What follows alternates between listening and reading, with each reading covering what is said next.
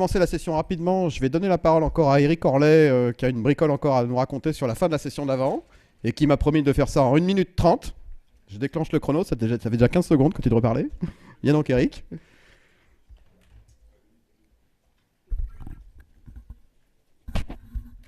Fais pas des choses compliquées, prends le micro qui marche. Vas-y, mets-toi là. Voilà, mets-toi là. Oui, alors je voulais juste rebondir un petit peu sur ce qui s'est dit ce matin et vous dire deux mots sur, vous faire l'injure de vous dire deux mots sur IT Translation. Vous savez que c'est un fonds d'investissement donc, dont INRIA est porteur, et l'un des porteurs. Donc c'est un fonds d'investissement qui a été créé pour faire de la prématuration en quelque sorte, et qui a une particularité, c'est qu'il prend les projets, comme ça vous a été expliqué tout à l'heure, dès que l'équipe est motivée pour porter son projet. Et à partir de là, on travaille avec elle pour construire ce projet qui va jusqu'à la création d'entreprise et la mise initiale de fonds. Donc ce qui est très important, c'est qu'il faut que vous le considériez comme un outil intégré de ce que peut faire la ligne transfert innovation d'INRIA, le métier des DTI, des CPPI que vous connaissez. Tous ces gens-là travaillent ensemble et ça installe une certaine forme de continuité. Donc ça, c'était le premier message que je voulais vous faire passer, c'est qu'on a cet outil chez INRIA, c'est une richesse et il ne faut pas hésiter à s'en servir.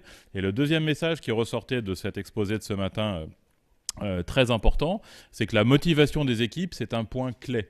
Et dans un projet, pour qu'il réussisse, n'imaginez pas qu'on commence par apprécier la qualité de la technologie. On va commencer par apprécier la qualité de l'équipe. Et à travers cette qualité qui est indéniable pour tous ceux qui y travaillent ici, évidemment, la qualité, on va la regarder sous l'angle de la motivation.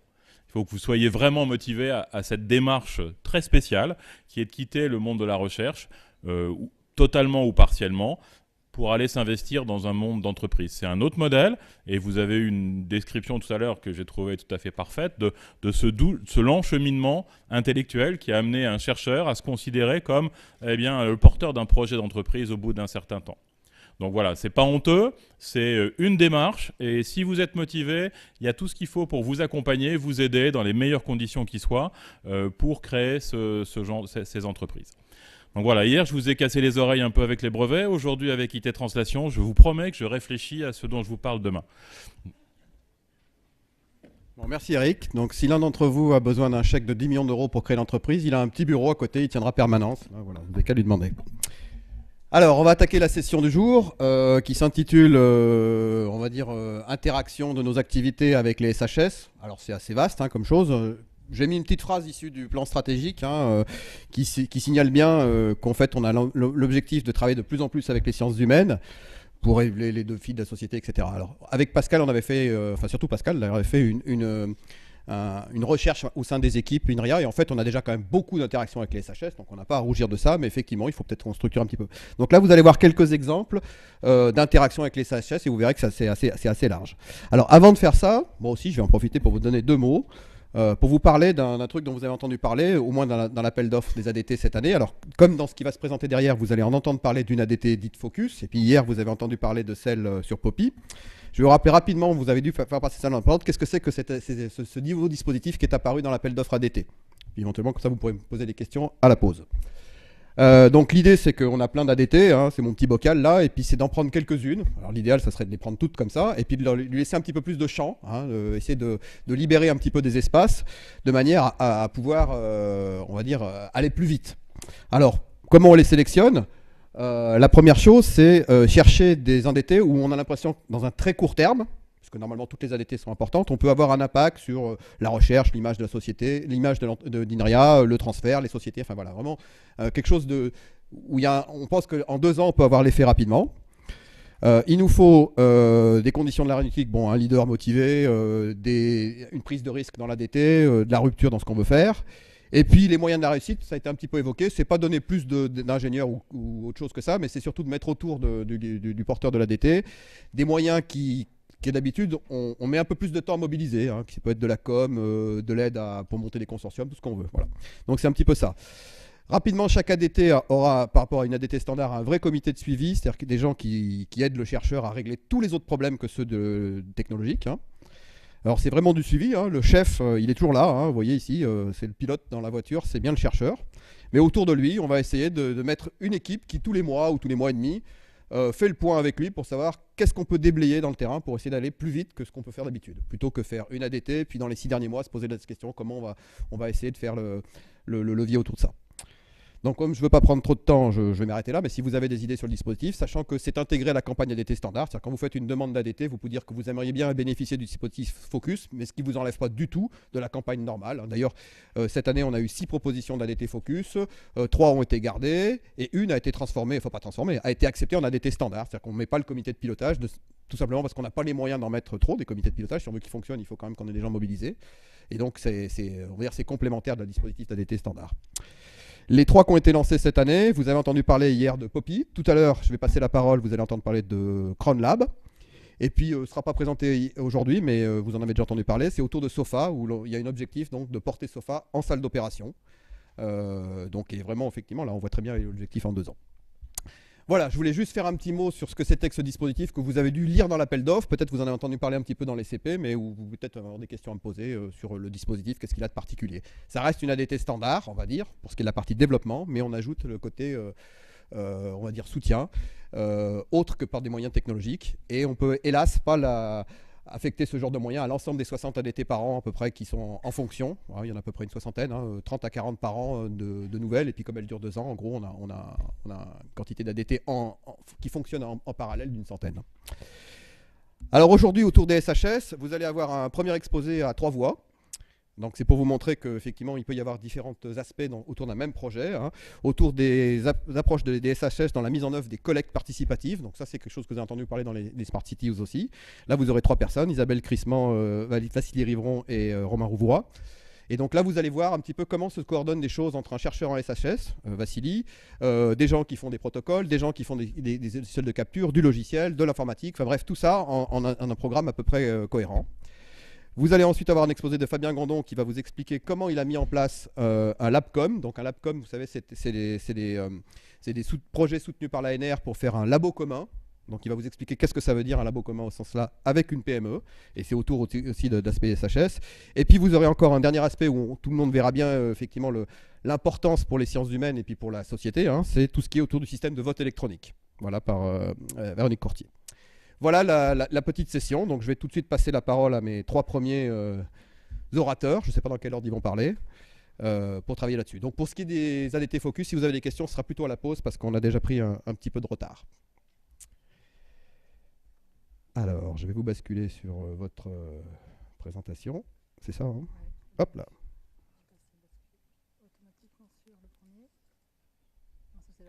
Ah, c'est la fin. Attendez. C'est fini. Des questions?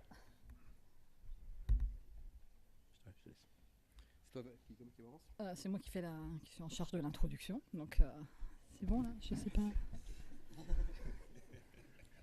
C'est bon, je sais pas, c'est pour le son. Voilà. Donc dans le cadre, donc je suis Isabelle Crissement de l'équipe Madine, et donc dans le cadre de cet exposé, nous allons avec Romain Rouvroy et Vassili Rivron, présenter la contribution, l'apport des SHS dans la mise en place de la collecte, des collectes participatives, comme vous verrez, où sont impliqués effectivement les citoyens, les utilisateurs. Donc, comment va se dérouler cette présentation? Je vais d'abord vous présenter le contexte général avec notamment le consortium Métroscope. Puis Romain vous décrira plus précisément la plateforme HappySense avec laquelle s'est déroulée la collecte participative.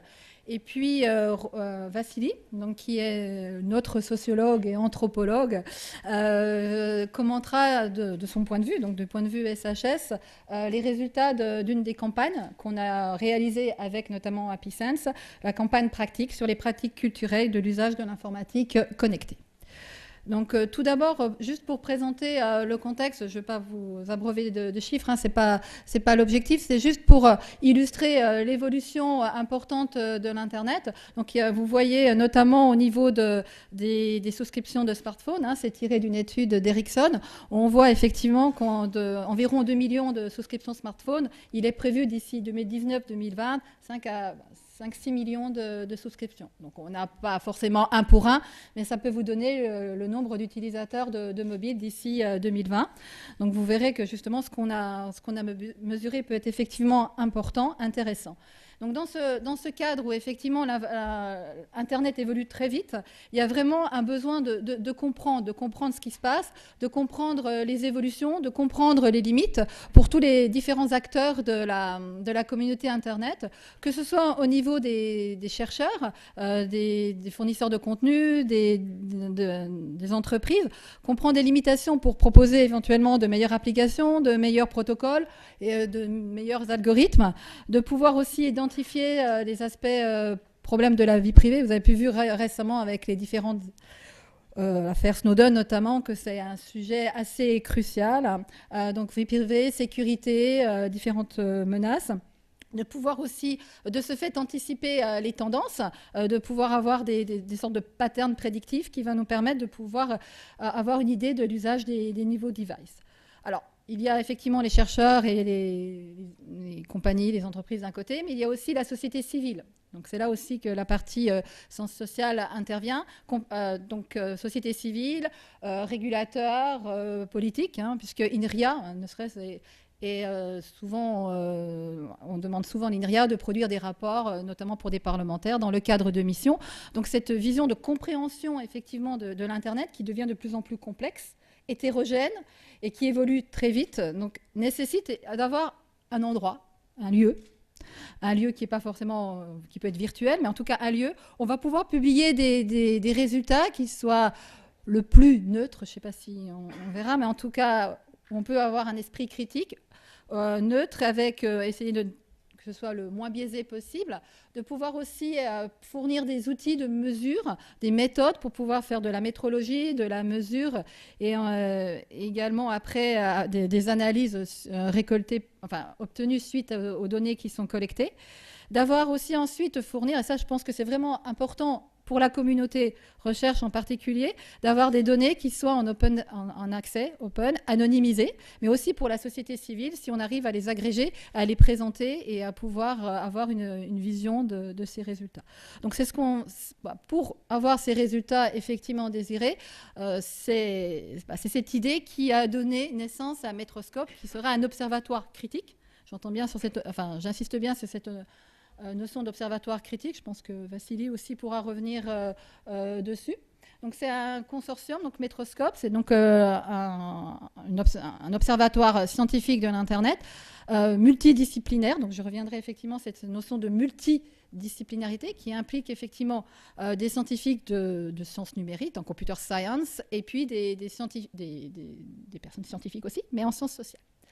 Donc c'est un consortium qui a été lancé par INRIA donc fin 2011, début 2012, mais qui a pris son essor en courant 2012, avec plusieurs partenaires, différents partenaires qui sont, disons, impliqués fortement dans la métrologie, que ce soit au niveau cœur de réseau ou au niveau end-user.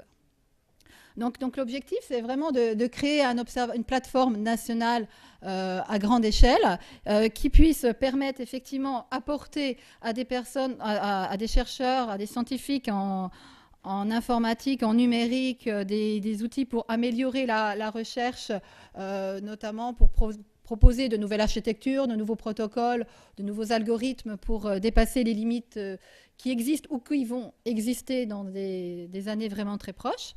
Et puis, effectivement, au niveau SHS, de pouvoir après arriver à interpréter l'usage de l'Internet, de pouvoir avoir des cartographies, des visualisations, et de là comprendre l'influence de l'Internet sur la société et vice-versa, c'est-à-dire que la société elle-même a un impact sur l'évolution d'Internet.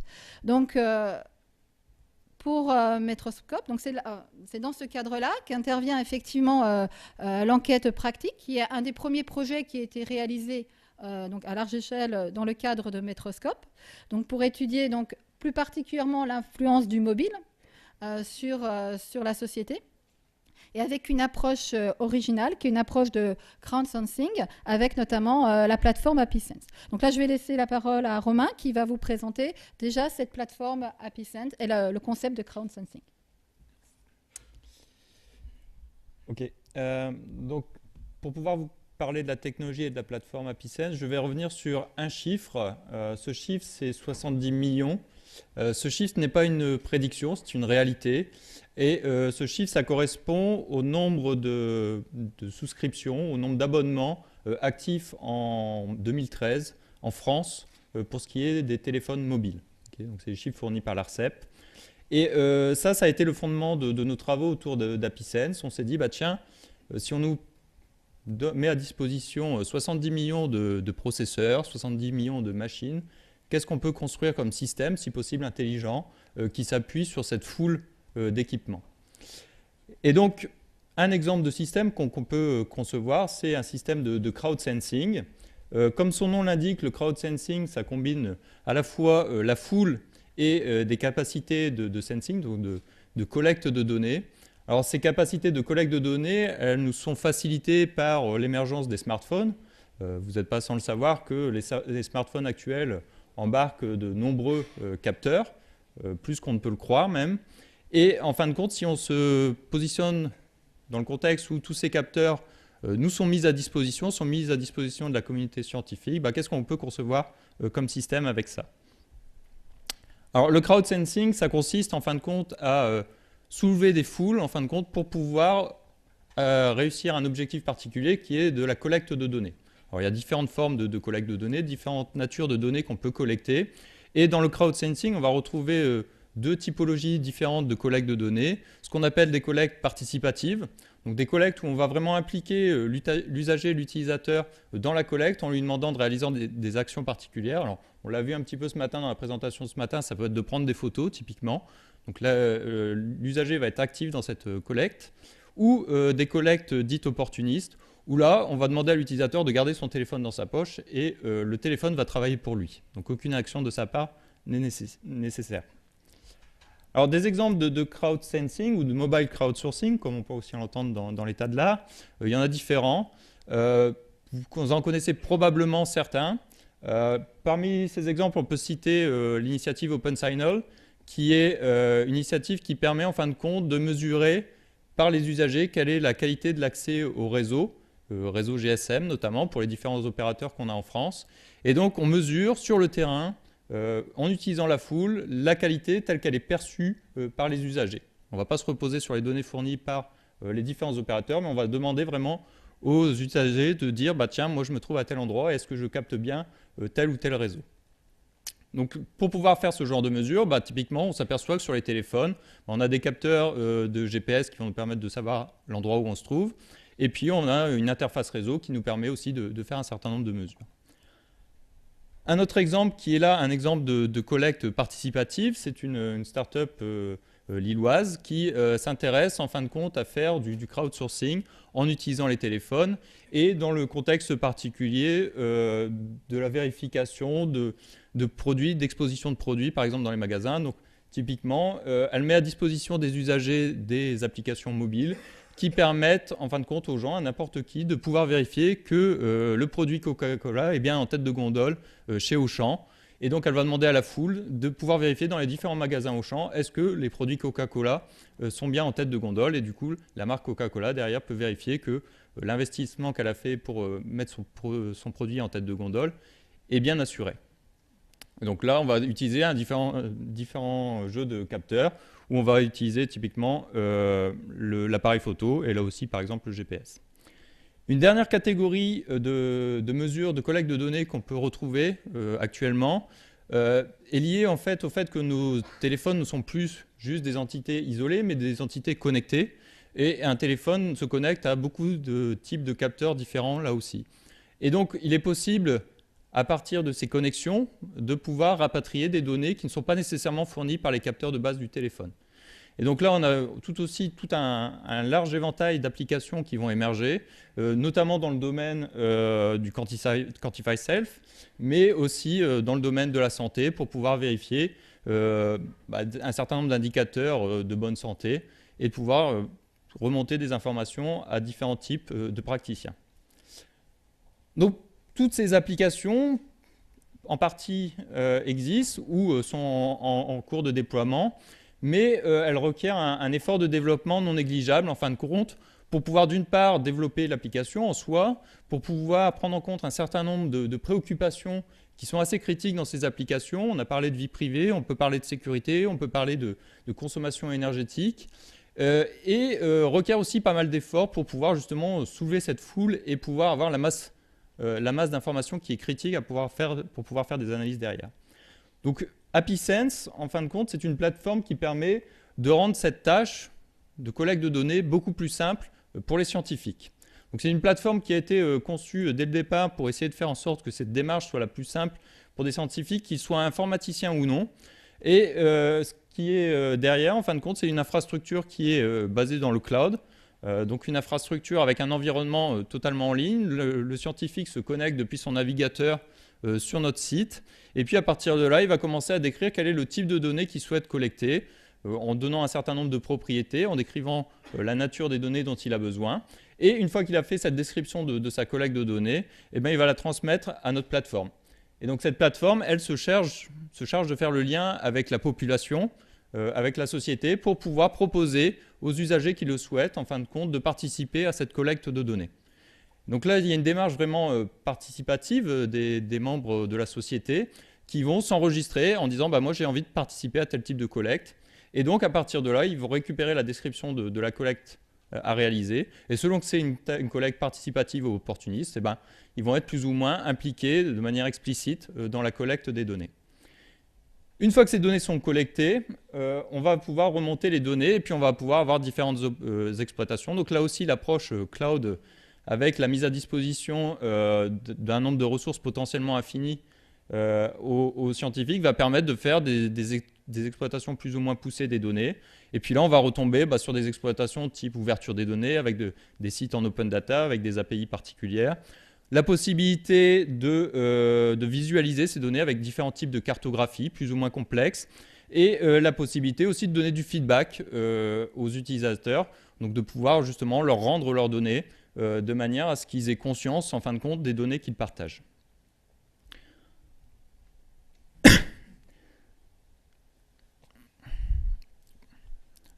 Donc là, je vais passer la main à Vassili Rivron, qui va vous présenter en fin de compte un exemple de collecte de données qui a été réalisé en utilisant la plateforme AppySense. Bonjour. Donc, il y a 2 ans, à quelques jours près, Stéphane Hubeda m'a invité à venir découvrir AppySense. Et en fait, on était venu dans le cadre de Metroscope chercher un peu une sonde distribuée qui nous permettrait de faire de la mesure de performance réseau sur mobile. Et ça a été un vrai flash pour moi de découvrir qu'on pouvait faire énormément de choses en plus. Et en tant que sociologue, c'était la possibilité aussi de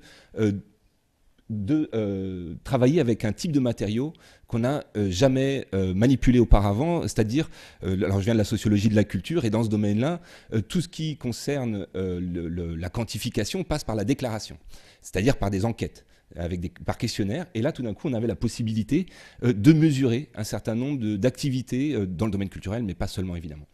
Et donc ça c'est dû au fait tout simplement que à partir de ce type de dispositif de crowdsensing, on a des capteurs qui sont orientés vers l'environnement, mais qui permettent également de regarder ce qui se passe sur le téléphone.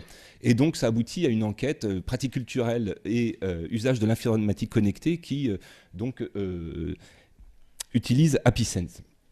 Donc, je reprends rapidement le schéma que nous a présenté Romain tout à l'heure pour montrer un peu une expérience qui s'est développé là-dessus, et je profite de l'opportunité de décrire cette expérience-là pour mettre en relief aussi différentes modalités de collaboration interdisciplinaire, ce qui ne va pas du tout de soi en fait. Ça pose pas mal de problèmes, mais justement, on fait parallèlement un répertoire en donnant continuité au travail que mentionnait tout à l'heure Stéphane et avec Pascal Guiton. Avec Patrick, on continue à recenser un peu et analyser les collaborations interdisciplinaires avec les sciences sociales au sein d'INRIA. Et une première modalité qui est finalement celle qui est la plus évidente et qui fonctionne le plus facilement, c'est finalement quand une discipline se met au service de l'autre qui pilote une enquête. C'est une forme de prestation de service qui marche assez naturellement et pose moins de problèmes. Alors là, typiquement, Donc on a une plateforme qui est fonctionnelle, mais je suis arrivé avec des exigences particulières. En fait, je vais vous décrire l'expérience et montrer qu'il y a eu besoin finalement de définir certaines priorités dans le développement d'AppySense pour que ça soit opérationnel. Alors, cette enquête, c'est évidemment basée sur des méthodes numériques de crowdsensing. Donc, on a un certain nombre de mesures qui sont décrites ici. On pourra revenir là-dessus si ça vous intéresse. Mais immédiatement, d'un point de vue sociologique, on avait le besoin de contextualiser ces données. Et on l'a associé à un questionnaire, d'ailleurs un questionnaire vraiment sociologique, c'est-à-dire un questionnaire lourd. 138 questions pour les gagnants. Enfin, il y avait certaines questions optionnelles. Et il a fallu développer cette possibilité-là, qui d'ailleurs offre, ces fonctionnalités-là peuvent servir à d'autres choses dans d'autres types de campagnes. Et puis il y avait un troisième aspect qui était nécessaire pour nous, c'est que toujours pour affiner le contexte d'interprétation des données et s'approcher au plus proche du sens que ça a pour les utilisateurs, il fallait qu'on puisse faire des entretiens. Et pour faire des entretiens et dans le dispositif de protection de la vie privée qui était mis en place, on avait accès aux données, mais pas du tout aux identifiants. Les scientifiques n'ont pas de vue là-dessus et on a dû penser un système qui permettait d'établir des contacts, même anonymes, pour trouver des volontaires pour les entretiens. Alors, le deuxième aspect aussi qui a impliqué finalement un développement et de la conception, mais également de l'analyse, y compris en termes d'anthropologie et de sociologie classique, c'était au moment de la dissémination de cette enquête, donc de chercher des volontaires pour participer à cette enquête-là, il fallait... Alors, initialement, le questionnaire était un questionnaire en ligne, donc qu'on a intégré dans AppySense. On avait également une charte de confidentialité qui était en version papier et qu'on faisait signer aux personnes et qui empêchait donc la diffusion web. Enfin, c'était très compliqué, très lourd à mettre en œuvre. Donc ça s'est intégré dedans. Mais il y avait également le besoin de donner l'envie aux personnes de contribuer à ces collectes-là. Et donc, on a conçu un service à partir d'une analyse de l'économie des données telle qu'elle se pratique actuellement, notamment dans le secteur industriel, commercial, et aussi essayer d'analyser finalement ce qui est à la base de dons. On a considéré que les données de smartphone étaient des données extrêmement personnelles, et je suis allé jusqu'à aller chercher de la littérature sur le don de sang pour comprendre quels sont les mécanismes qui interviennent dans ce genre de choses pour que ça soit possible. Et donc, ce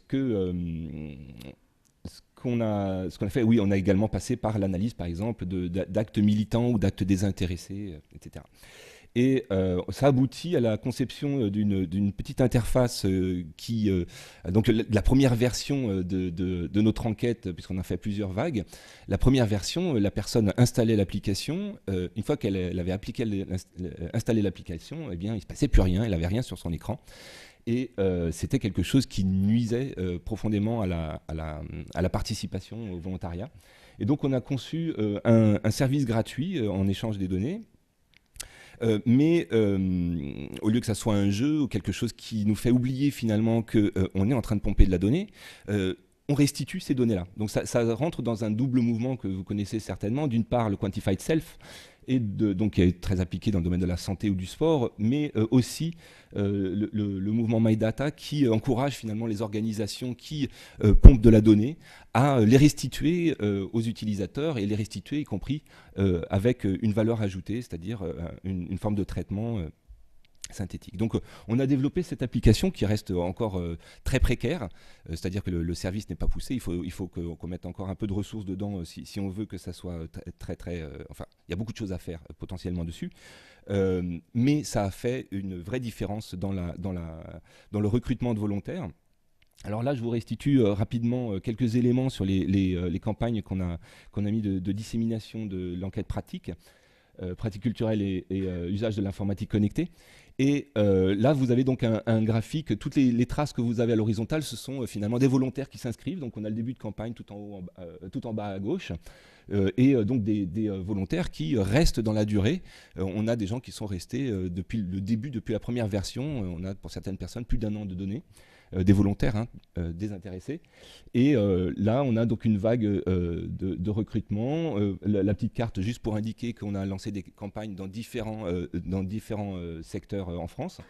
Mais que ça a été au-delà de là où on s'est déplacé, c'est-à-dire que ça s'est un peu essaimé.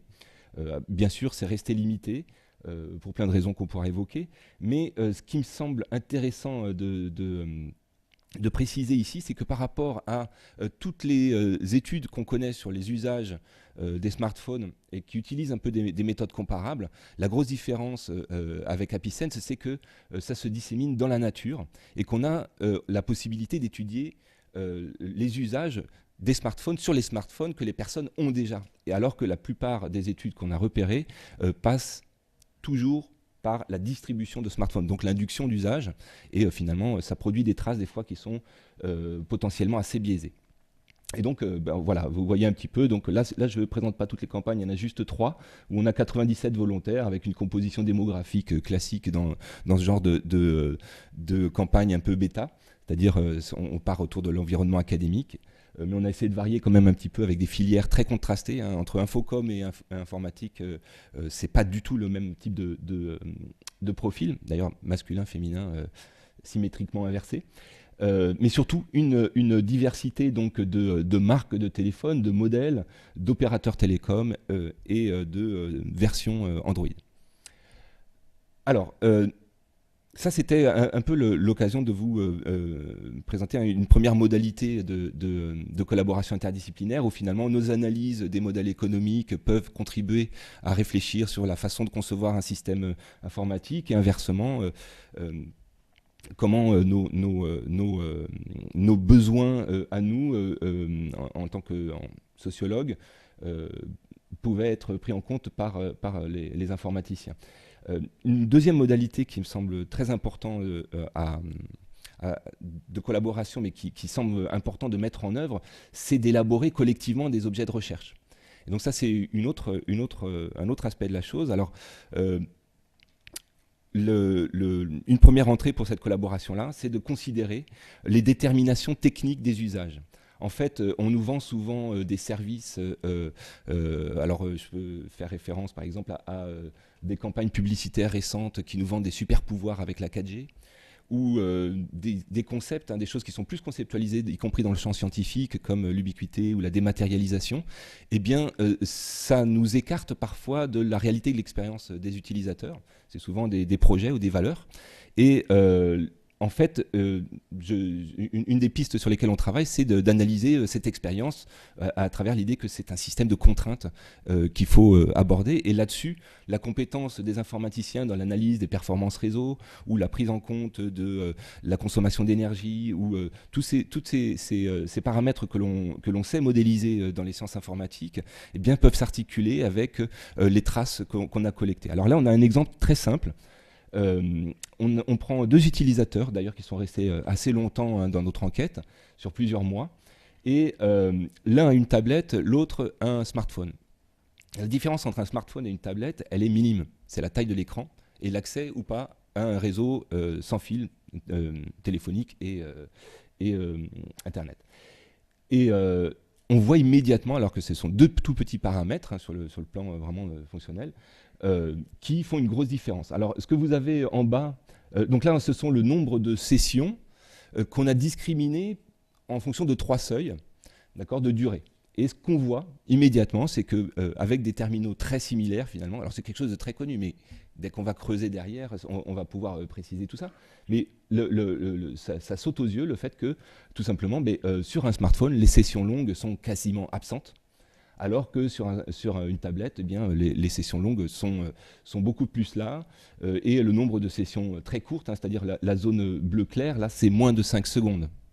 Donc énormément, sont très présentes sur les smartphones et un peu moins sur les tablettes, et ce qui indique derrière des usages tout simplement de consommation culturelle, par exemple, qui sont beaucoup plus prononcés sur tablette. Je pense à la lecture, à visionnage de vidéos, ou même à des activités de production textuelle, ce genre de choses. Donc ça, c'est un objet d'étude où on peut travailler vraiment ensemble dans l'élaboration d'objets avec les sciences informatiques. Un autre axe de travail dans cette enquête concerne les rythmes de vie. Alors, c'est quand même une grande spécificité parmi les terminaux numériques, une spécificité du smartphone, c'est que c'est bien le seul qu'on tient quasiment tout le temps sur nous. Et donc, potentiellement, c'est extrêmement riche sur le plan méthodologique, mais également sur le plan de la connaissance des usages. Alors là, tout simplement, c'est une petite représentation graphique d'un utilisateur, une représentation un peu préliminaire, puisqu'on a déjà en projet de trouver de creuser et donner plus de relief, plus de paramètres finalement dans ces représentations-là. Mais ce qu'on a, donc, c'est la journée, et chaque ligne est une journée différente, et à l'horizontale, vous avez donc les heures. Et ce qu'on voit ici, tout simplement que c'est un étudiant bien sage, avec un emploi du temps qui apparaît clairement, c'est-à-dire pourquoi est-ce que j'ai dit qu'il est bien sage, c'est parce qu'il n'y a pas trop de signaux pendant les cours, alors qu'on a vu que chez d'autres c'était pas le cas. Et on a donc voilà, on voit le réveil, la prise de communication, les premiers cours, la pause du repas, et puis une activité en soirée qui est beaucoup plus marquée. Alors c'est quelque chose. Une autre remarque aussi. Ce schéma-là est fait ressortir vraiment les patterns de façon assez évidente et relativement régulière. Mais souvent, un des premiers résultats finalement de cette enquête, c'est que les usages se structurent sur le plan temporel de façon très claire, mais aussi de façon très fugace. C'est-à-dire que ça disparaît. Et c'est quelque chose qui est apparu dans les entretiens. On pourra revenir là-dessus, mais c'est assez intéressant. Ce qui est fort dans cette approche-là, c'est que d'une part, pour la sociologie, il y a tout un secteur de la sociologie qui a travaillé sur des enquêtes emploi du temps depuis très très longtemps, c'est la sociologie du travail. Et la sociologie du travail travaille sur des enquêtes emploi du temps déclaratives. Je ne sais pas si vous imaginez ce que ça veut dire. C'est extrêmement contraignant pour l'utilisateur et extrêmement biaisé en termes de mesure. Et là, on a peut-être un outil très prometteur pour eux. Mais ce qui est intéressant là-dedans, c'est que donc, non seulement on peut étudier ces rythmes de vie, mais on peut aussi essayer de comprendre comment ces nouveaux dispositifs techniques, parce qu'on a toujours, enfin, ça fait très longtemps qu'on a des montres, ça fait très longtemps qu'on a des agendas, ce sont des formes de synchronisation sociale, d'articulation, sans quoi la vie sociale ne serait pas possible. Et l'arrivée du numérique, on en a parlé hier notamment, change totalement le rapport au temps et au travail en particulier. Et donc je pense qu'il y a tout un pan de réflexion à mener ensemble sur comment finalement ces terminaux numériques vont structurer l'organisation sociale elle-même. Voilà. Donc ça c'est un aspect de travail de fond qui me semble important de pointer. Enfin, un dernier aspect de collaboration interdisciplinaire qui me semble important de pointer, parce que c'est finalement la condition préalable pour qu'on puisse travailler ensemble, c'est d'arriver à comprendre le point de vue de l'autre discipline. Parce que, alors, on s'est fait un luxe incroyable dans cette enquête. Certes, on avait déjà 130 questions, on en a rajouté quelques-unes pour le plaisir. On a doublé des mesures par des questions, pour tout simplement réfléchir au statut épistémologique de ces données nouvelles en sociologie, et aussi pour que les sciences informatiques comprennent un peu mieux, enfin que nos collaborateurs comprennent un peu mieux ce que nous on étudie, et comment est-ce qu'on peut articuler les deux. Alors tout simplement, on a ici 4 schémas, alors je vais peut-être juste en traiter un seul, mais on a posé des questions très simples à nos utilisateurs. Combien d'applications avez-vous sur votre smartphone? Ça semble évident, beaucoup d'erreurs. Combien de temps passez-vous sur votre smartphone par jour, et combien d'applications utilisez-vous par jour? Là, par contre, ce sont déjà des questions un peu anti-intuitives. Alors ce qui ressort de ça, c'est que, alors d'abord, les petites zones en rose que vous voyez là, c'est finalement le nombre de personnes qui ont réussi à trouver l'intervalle qui correspondait à l'usage que nous on a mesuré. Donc finalement, des résultats corrects, assez marginaux. Et donc voilà, donc on a ça, c'est des schémas sur 44 utilisateurs. Donc chaque colonne est un utilisateur. Est-ce que je mesure l'écart entre la mesure et le déclaré?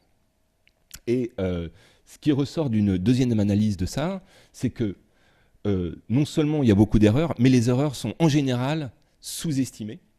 Et un deuxième résultat, c'est que quand on s'intéresse aux valeurs extrêmes qu'on proposait dans le questionnaire, eh bien, même si la pratique était dans cet extrême quand on la mesurait, systématiquement, on fuit les extrêmes. Alors qu'est-ce que ça nous indique? Certes, ça nous indique que la mesure à travers un questionnaire manque de précision. Bon, là, à la limite, on le savait, il n'y avait pas besoin de faire tout ça pour ça. Par contre, ce que ça indique, c'est que quand on voit c'est qu'on ne mesure pas du tout la même chose avec un questionnaire et une mesure technique. Mais vraiment pas du tout la même chose, alors que c'est la même question au départ. Mais un questionnaire permet d'appréhender le rapport que les personnes ont avec ces choses-là. Pourquoi est-ce que je dis que ça le démontre ça? C'est que tout simplement, les valeurs extrêmes repoussent les enquêtés parce qu'elles sont liées à la perception d'un excès. Et un excès, c'est aussi lié à tout un discours environnant qui nous dit que la dépendance au numérique, c'est un problème, etc.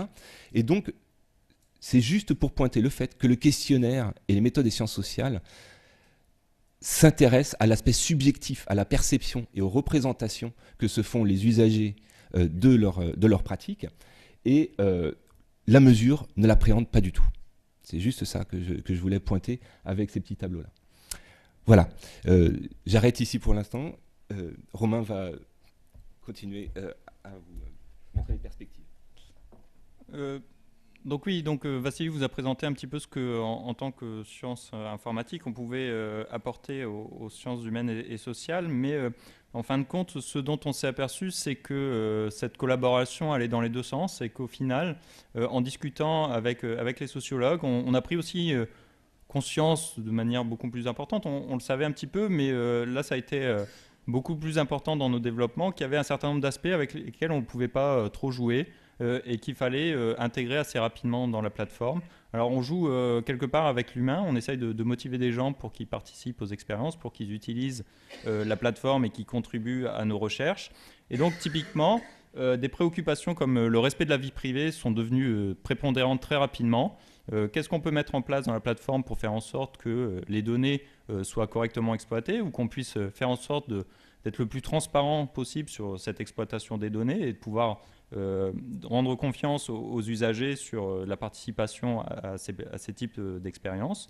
Des problématiques liées à l'énergie, donc comment on fait en sorte que la batterie de l'usager ne se vide pas au bout de 2 heures, auquel cas son premier réflexe, ça va être de désinstaller l'application et de quitter l'expérience, et donc que ça soit le plus transparent pour lui là aussi. Forcément des problématiques liées à la sécurité. On va partager les données et donc n'importe quel usager n'a pas envie que ces données se retrouvent exposées sur la place publique sans qu'il en ait donné l'autorisation. Et puis un point assez important, le côté incentive, la motivation des gens. Comment est-ce qu'on trouve des leviers qui vont permettre de motiver les gens à participer? Alors Vassili a présenté dans le cadre de l'expérience pratique le cas de la relation un peu gagnant-gagnant et du retour qu'on peut faire des données à l'usager pour pouvoir améliorer sa perception. Mais il y a d'autres moyens qui peuvent être la gamification, la mise en place de récompenses pour pouvoir justement inciter les gens à participer à nos recherches et pouvoir nous aider à obtenir plus de résultats. Alors toutes ces préoccupations qui sont remontées dans le cadre de l'expérience pratique, on va continuer à les développer, à les renforcer dans le cadre de l'ADT Focus, donc le dispositif qu'a introduit tout à l'heure Stéphane. Et donc dans l'ADT Focus, il va avoir typiquement 2 volets. Un volet purement technique qui sera autour de l'amélioration de la plateforme, donc supporter plus de types de technologies, donc typiquement les téléphones iOS. Pour l'instant, l'essentiel des développements a été réalisé sur Android, mais on a des preuves de concept sur iOS et sur Windows Phone. L'ouverture à d'autres communautés, typiquement Arduino, on en a parlé un petit peu hier, mais comme je disais, les téléphones sont des équipements connectés et connectés potentiellement à des plateformes ouvertes. Donc là aussi, il y a un potentiel assez énorme si on s'ouvre vers des communautés comme Arduino pour pouvoir collecter différents types d'informations. La prise en compte de la sécurité avec des collaborations avec le LHS, le laboratoire haute sécurité de Nancy, et puis le renforcement de la vie privée, donc trouver de nouveaux mécanismes qui permettent d'introduire des nouveaux niveaux d'anonymisation des données en fonction du type d'expérience qu'on réalise. Et le deuxième volet est un volet purement scientifique, là, de comment faire en sorte qu'une plateforme de ce type puisse encore plus s'ouvrir aux scientifiques et puisse prendre en compte leurs besoins pour pouvoir les aider à accélérer leurs recherches. Et donc là, il y a un certain nombre de collaborations qui sont déjà envisagées autour de l'analyse de mobilité, puisque la plateforme AppySense ne se limite pas, en fin de compte, à l'expérience qu'on vient de présenter, mais elle peut avoir différents types d'applications, et un certain nombre sont déjà en place. Donc l'analyse de mobilité avec des organismes comme le CEREMA ou Microsoft, qui est intéressé par ce genre d'analyse. L'analyse environnementale, la surveillance environnementale, on a parlé un petit peu de Smart City, là aussi ce type de plateforme a un rôle à jouer et permet de collecter, comme je disais par exemple avec des équipements de type Arduino, des données qui ne sont pas nécessairement fournies de base par le téléphone mais qui peuvent être acquises par des capteurs tierces. Et puis cet observatoire Métroscope qui va nous permettre en fin de compte de dialoguer avec d'autres équipes INRIA sur des problématiques liées à la métrologie de l'Internet. Donc je vais laisser. Effectivement, donc cet ADT rentre dans notre objectif qui est de structurer le consortium Métroscope que je vous ai présenté au début, puisque l'ADT va permettre de renforcer les aspects technologiques en permettant de faire de AppySense une plateforme ouverte. Or, parallèlement, on aimerait aussi développer une partie plus innovation en renforçant la collaboration avec l'entreprise IP Label, entreprise qui a déjà des relations très fortes avec l'équipe Spiral, notamment au niveau du transfert industriel. Et puis, pour renforcer la partie plus scientifique, on souhaiterait, et on est en train d'écrire avec plusieurs équipes INRIA, je vais présenter un peu plus tout à l'heure, donc un projet, un INRIA Project Lab, un IPL, pour renforcer donc cet aspect scientifique autour des mesures et de la perception d'où l'aspect sciences humaines et sociales, de l'Internet à partir des devices, des end-users, donc de l'utilisateur, des utilisateurs terminaux. Alors juste quelques mots sur l'IPL, puisqu'on est en train de travailler dessus. L'objectif, nous, on souhaite effectivement impliquer les utilisateurs finaux dans le processus de mesure. Donc la métrologie, comme on a pu le voir, il y a effectivement une différence entre l'observer et le mesurer. Donc on veut impliquer effectivement le citoyen, l'utilisateur dans ce processus de mesure. Donc il y a 4 équipes INRIA qui sont intéressées, qui participent à l'élaboration de cette IPL. Donc il y a l'équipe Spiral avec Romain, Muse avec Renata Texera qui doit être dans l'assistance, Diana avec Shadi Baraka et Madine avec Vassili et moi-même. Donc, on a deux objectifs scientifiques qui sont adressés, notamment l'évaluation de la qualité d'accès, de la qualité à l'accès à Internet, avec notamment des mesures objectives quantificatives qu'on peut quantifier, que ce soit le délai, le débit, la latence, et après de pouvoir comparer ces mesures obtenues avec la qualité d'expérience telle que perçue par l'utilisateur. Donc, en parallèle, donc on souhaite effectivement, avec les travaux des SHS, arriver à caractériser le pattern d'usage de l'Internet, que ce soit au niveau performance, que ce soit au niveau contenu, comment un utilisateur va pouvoir télécharge, partage des contenus, la partie aussi relation entre les différents types d'applications, quel est le lien entre les différents types d'applications. Et en combinant ces deux objectifs, on va pouvoir après arriver à avoir des modèles qui peuvent être réinjectés, que ce soit des modèles de mobilité ou des modèles qui peuvent même aboutir à des services à valeur ajoutée, comme des services de prédiction, tant au niveau de la qualité du service que de la sécurité, puisque si on arrive à avoir des patterns d'usage, on peut peut-être arriver à détecter des patterns qui sont anormaux, et donc arriver effectivement à informer l'utilisateur de cette déviance, avoir des systèmes de recommandation, par exemple. Donc, ce sont les objectifs qu'on aimerait se fixer.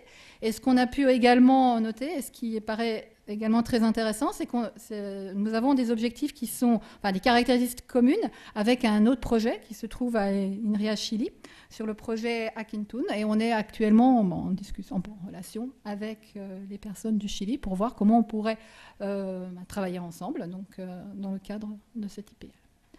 Voilà, je vais terminer 40 minutes, je crois que c'est juste en étant. Si vous avez des questions, on est ici pour voir.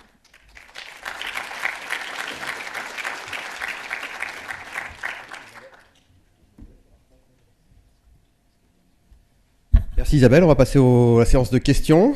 Alors normalement j'ai un micro qui marche là. Allô ?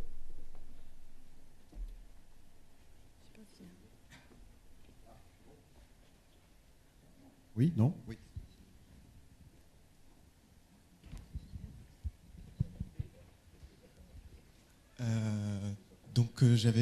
En fait, j'aurais voulu avoir un retour d'expérience. J'imagine que pour faire toutes ces expériences, il faut l'accord de la CNIL et puis l'accord du comité d'éthique. Et si vous pouviez nous raconter un peu comment ça s'est passé. Alors, dans le processus de développement de la plateforme AppySense, c'est quelque chose sur lequel on a mis l'accent assez tôt, en disant c'était pour moi de notre responsabilité aussi de scientifique de faire attention et de faire les choses proprement. Et donc il y a eu en effet un dépôt à la CNIL, enfin, via le référent INRIA, sur la nature que nous on hébergeait. Après il y a aussi une organisation dans l'architecture de la plateforme qui fait en sorte que on n'héberge pas les données qui sont collectées, c'est-à-dire c'est la responsabilité du scientifique qui collecte les données de faire sa propre déclaration à la CNIL en fonction de l'expérience qu'il mène pour les données qu'il souhaite collecter. Donc ça, nous, on n'en prend pas la responsabilité. Donc nous, on gère nos données qui sont liées justement à notre communauté d'utilisateurs, et c'est ce qu'on a déclaré. Et après, pour ce qui est du volet du COERL, on a aussi soumis la plateforme au COERL sur ces aspects-là, et ça s'est plutôt bien passé, je dirais. On a fait l'effort de bien expliquer justement les enjeux, les tenants et les aboutissants de ce type de plateforme. Ce qu'on avait justement mis en place dans le cadre non seulement du développement de la plateforme, mais aussi tout autour de la plateforme, dans les discussions, dans la protection des données des usagers, pour expliquer que il y avait en effet des préoccupations, mais qu'elles étaient maîtrisées. D'autres questions ?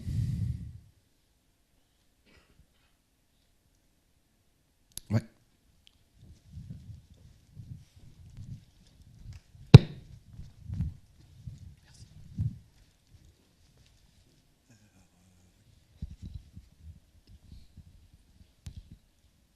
Une petite question plutôt pour Vassili, je suppose. Ces données collectées, finalement, elles vont se baser sur le fait qu'il y ait des volontaires qui soient possesseurs d'un smartphone. On a l'impression qu'il y a beaucoup de biais dans la sélection. Est-ce que ça vous dérange ou pas? Mais peut-être, je pense que c'est pas nouveau, donc vous avez peut-être l'habitude de le gérer, mais est-ce que c'est beaucoup plus fort? Comment vous gérez ce côté-là? Alors ça c'est un élément fondamental en fait. Effectivement la question de la représentativité des échantillons, c'est la première chose à laquelle on pense. Et toute collecte finalement par diffusion virale ou de ce type-là aboutit au même résultat. C'est-à-dire que on n'a pas de représentativité. Typique résultat, 2 tiers d'hommes, 1 tiers de femmes. C'est systématiquement ça. On a des pans, des angles noirs énormes, c'est-à-dire il y a des parties entières de la population qu'on ne peut pas voir par un système de diffusion virale. Donc effectivement, on a plein de biais. Notre prétention à nous, c'est pas dans le cadre de ces premières enquêtes bêta, c'est pas de représenter une population, c'est d'étudier la population qu'on a. Mais on travaille avec d'autres équipes qui sont intéressés par nos dispositifs et qui, dans les mois qui viennent, vont travailler avec nous, qui vont reprendre ce dispositif-là dans le cadre d'autres problématiques, mais qui vont générer les mêmes données et qui, eux, vont travailler sur d'autres populations. Donc là, on a une population d'étudiants et de personnes académiques, mais là, on a des gens qui, par exemple, vont travailler sur des populations immigrées en situation de précarité. On a une autre équipe qui s'intéresse, par exemple, à des jeunes dans des MJC de quartiers difficiles, etc. Et donc, on peut avoir non pas une campagne totalement représentative, c'est aussi une option qui est lourde et donc très coûteuse. Donc, on peut aussi faire une diffusion classique, c'est-à-dire demander à un sondeur, à un institut de sondage d'aller nous diffuser cette application sur un échantillon représentatif d'une population. Mais pour l'instant, on continue à composer différentes populations qui valent pour ce qu'elles sont et pas pour une montée en généralité. Mais c'est un vrai problème. C'est un vrai problème parce que ça remet en cause beaucoup d'habitudes finalement en sociologie. Et voilà, mais il faut penser, il faut affronter. C'est des données qui sont extrêmement riches et intéressantes. Je ne sais pas si on a peut-être s'arrêter là. Le temps tourne. Pas une dernière petite question? Merci encore. Alors, je vous rappelle aussi, pour ceux qui sont connectés à Internet, qu'il y a un notepad pour rajouter des commentaires, poser des questions, exprimer des opinions. Donc, vous gênez pas. Pendant que Fabien s'installe, là, tout le monde peut se connecter.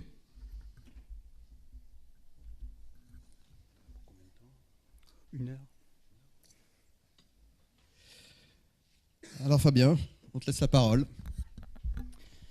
Bien, donc je vais faire en fait 3 présentations, ou plus précisément 2 sujets différents et une en une.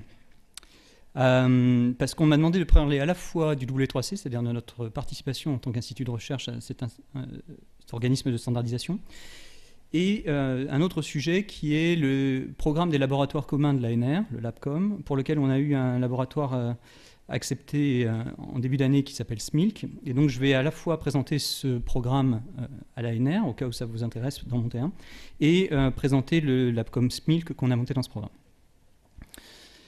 Alors, première partie sur le W3C. Donc le web, tout le monde connaît, 25 ans d'existence, 40% de la population mondiale en utilisateurs, donc à peu près 3 milliards d'utilisateurs maintenant.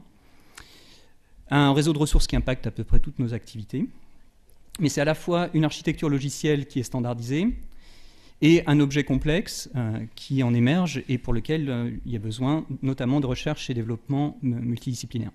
Et je vais me concentrer là sur l'avant-dernier point, c'est-à-dire l'aspect standard et architecture.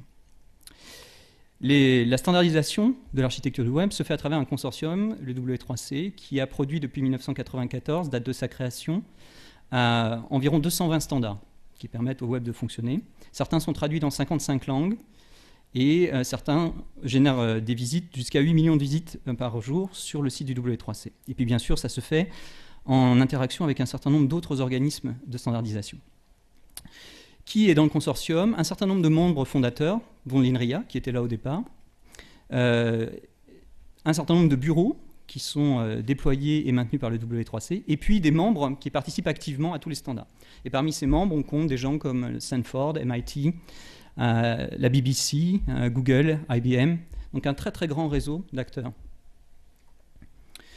Au niveau des thématiques, des fois quand on parle du W3C et donc de la thématique du web, on ne réalise pas à quel point toutes les thématiques de l'INRIA peuvent être intéressantes et sont touchées dans le W3C. Aussi bien les aspects architecture logicielle, validation, programmation distribuée, protocole, sécurité, données, stockage, visualisation, interface, mobilité, et même des domaines applicatifs. Vous avez des groupes qui travaillent actuellement sur la standardisation de l'accès web par une voiture.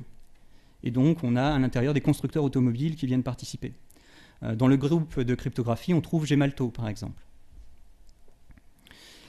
La participation de l'INRIA au W3C n'a pas cessé d'augmenter, à la fois en termes de groupes de travail dans lesquels on est impliqué et en termes de nombre de personnes d'INRIA qui s'impliquent dans ces groupes.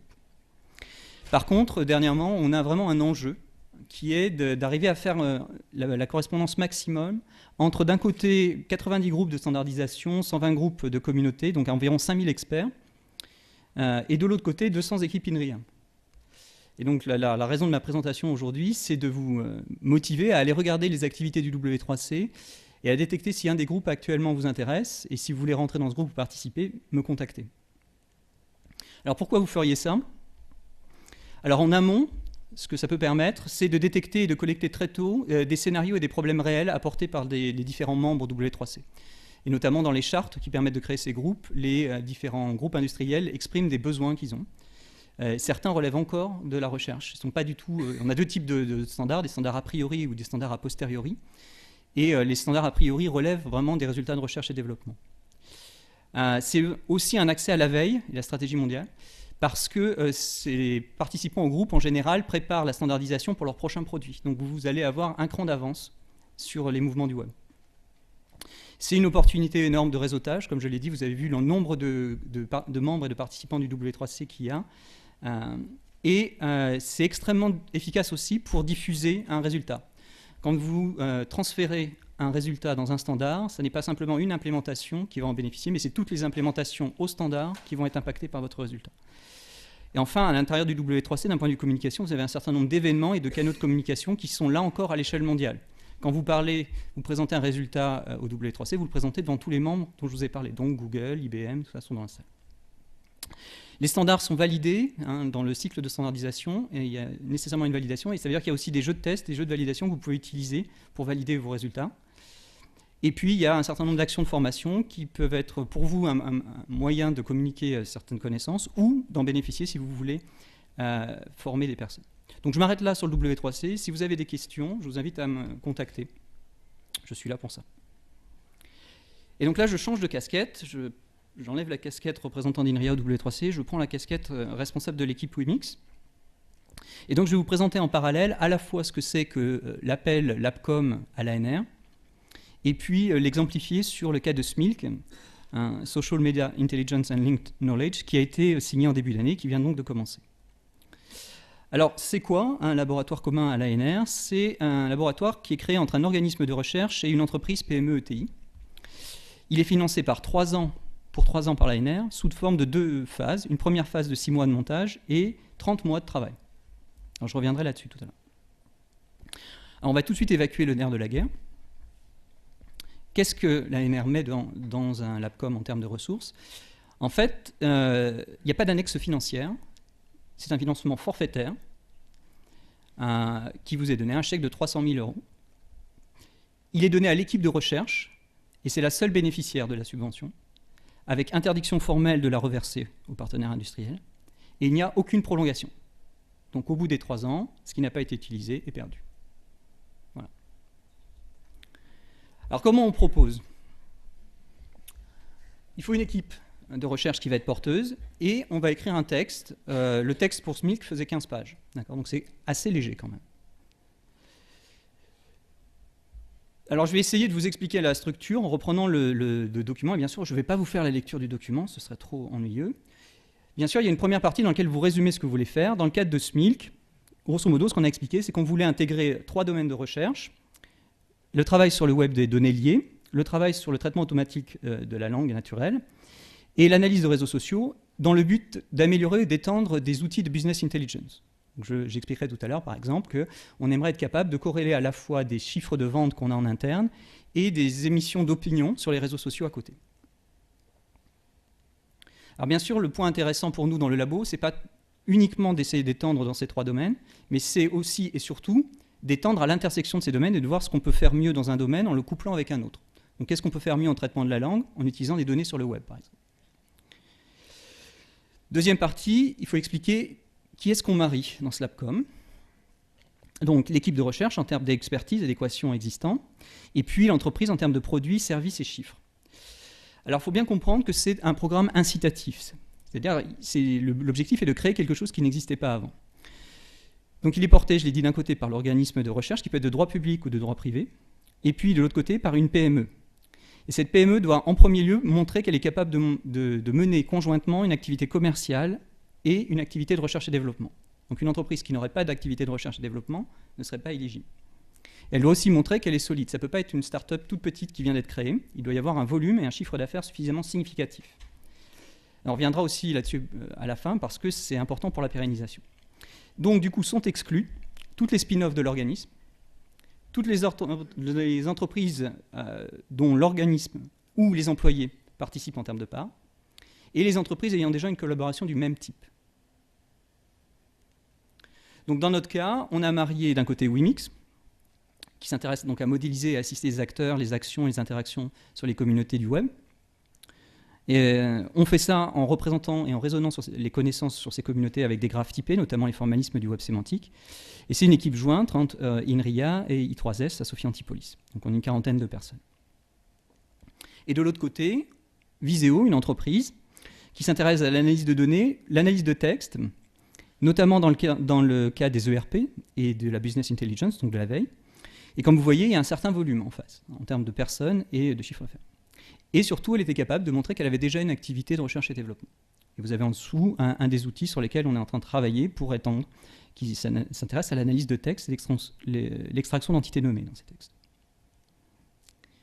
Vient ensuite le programme de recherche. Donc évidemment, la sempiternelle partie état de l'art, à la fois pour la recherche et pour l'industrie en termes de positionnement sur le marché.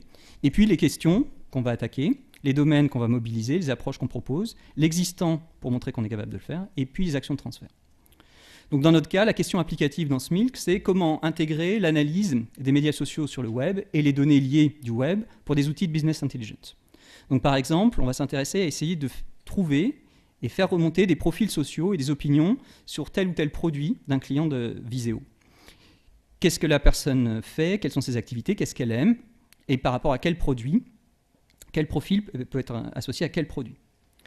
Et puis, dans un deuxième temps, on va s'intéresser à agréger ces profils, par exemple autour d'un client ou autour d'un seul produit, pour être capable de détecter qu'un produit qui fait de très grosses ventes a actuellement une montée en charge en termes de mauvaises opinions sur les réseaux sociaux. Donc il y a quelque chose à regarder. La question de recherche derrière, c'est comment est-ce qu'on va coupler, nous, l'interrogation et le raisonnement sur les données liées du web, le traitement automatique de la langue, notamment sur des textes très dégradés qu'on trouve dans les forums ou dans les réseaux sociaux, et l'analyse de ces réseaux sociaux en termes de structure qui est centrale, qui est influent. Et tout ça pour améliorer le filtrage et la veille et la notification auprès des gens qui font de la business intelligence. Donc en TAL, les outils que Viséo développe déjà, ça ressemble à ça. Ça permet de savoir si une personne a émis un avis positif ou négatif. Et on est en train de passer plus profondément en utilisant des règles morphosyntaxiques sur vraiment de la fouille d'opinion pour savoir si quelqu'un est en train de donner une opinion positive ou négative sur un produit. Le jeu de test, c'est un forum qui s'appelle Beauté Test, qui est donc un produit dans lequel on retrouvait tous les produits de beauté, qui intéresse énormément un des clients de Viséo, qui est Galderma. Le deuxième domaine qu'on mobilise, c'est le web de données. Donc vous le savez, depuis maintenant 2007, sur le web, on met en ligne et on lit un certain nombre de grandes bases de données ensemble. Chaque bulle dans ce petit graphique représente une base de données. La bulle qui est centrale, qui a la centralité maximale ici, c'est DBpedia, c'est l'ensemble des données qu'on peut extraire de l'encyclopédie Wikipédia. Donc quand je parle de données, c'est aussi bien la date de naissance de Victor Hugo que la position GPS de la Tour Eiffel, qui sont dedans et qui ont été rentrés à la fois par des personnes et par des logiciels qui permettent la maintenance. Qu'est-ce qu'on peut faire comme requête ? À travers une ADT à l'INRIA précédente, on avait développé un système qui permet de coupler nos algorithmes d'interrogation avec une plateforme de visualisation qui s'appelle GEFI. Et vous avez 3 exemples de requêtes qui sont faites avec la même algorithmique, mais simplement en changeant la requête, et qui permettent sur ces données de demander quels sont les liens qui existent entre les mouvements de musique, entre les philosophes, ou entre les langages de programmation. La même source de données, la même algorithmique, et simplement je dis je veux les liens d'influence dans différents domaines.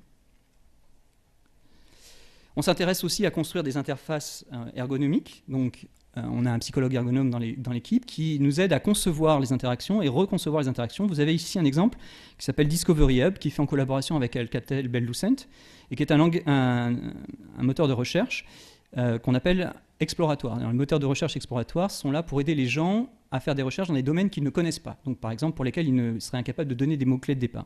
Et ce système utilise la structure de graphe du web de données pour découvrir vos intérêts et aller découvrir des intérêts proches ou sur des chemins partagés que vous ne connaissez pas encore, vous faire des recommandations, vous aider dans la découverte de nouveaux domaines à partir de choses que vous connaissez déjà.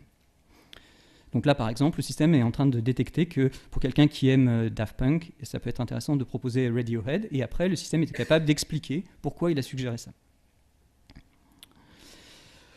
On peut aussi, comme je l'ai dit tout à l'heure, s'intéresser à l'intersection entre les domaines. Donc, on va regarder comment on peut améliorer le traitement automatique de la langue avec des données liées. Donc, on va s'intéresser par exemple à la détection d'entités nommées dans les textes, pour reconnaître qu'un texte parle de Muse, mais qu'ici, ce n'est pas du tout le nom commun, mais bien le nom d'un groupe de musique, et le lier à l'URI unique qui représente ce groupe de musique dans les bases de données, afin de pouvoir faire des jointures et des agrégations de données, donc rassembler toutes les données qu'on va pouvoir collecter autour de ce groupe.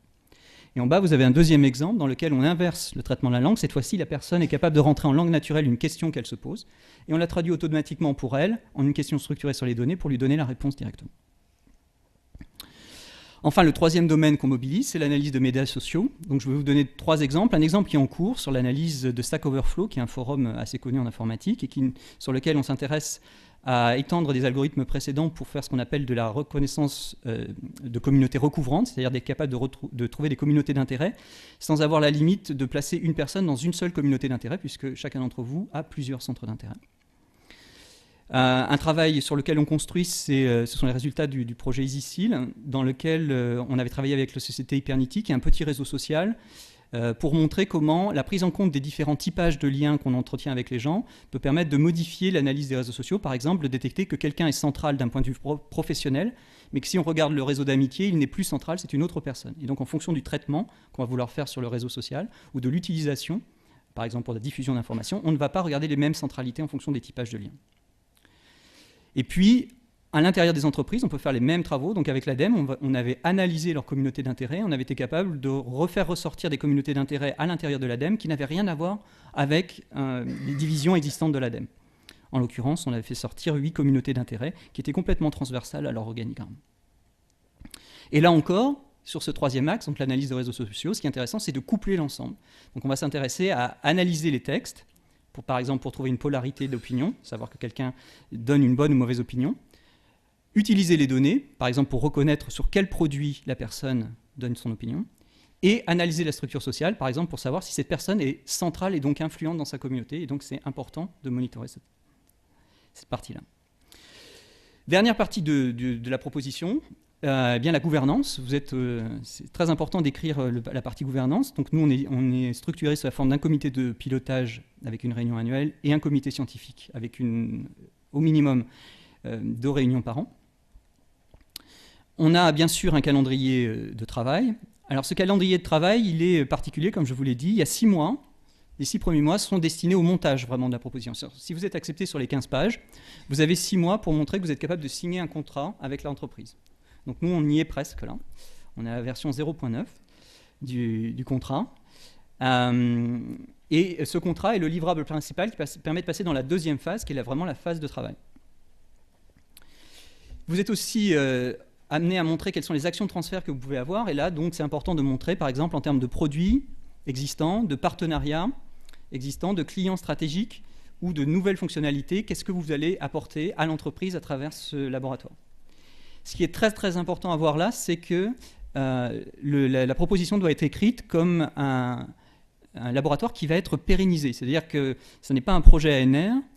Et l'objectif, ce n'est pas que ça s'arrête au bout des 3 ans. L'objectif, c'est de montrer que vous allez être capable de mettre en place un laboratoire commun qui va vivre au-delà des 3 ans initiaux financés par l'ANR. Donc, résumé de la présentation.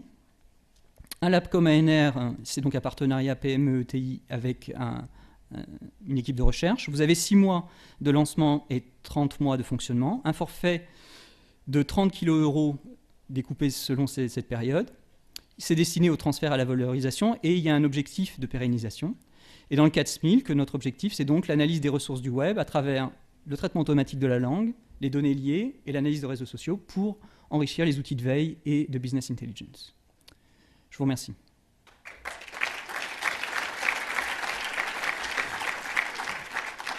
Merci Fabien. Alors, James.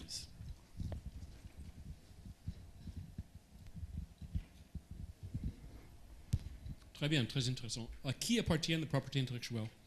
Alors c'est justement un des points sur lesquels on est en train de... Alors on s'était mis d'accord avec l'entreprise et l'ANR, en revoyant notre copie, m'a envoyé un message hier pour dire qu'ils n'étaient pas tout à fait d'accord.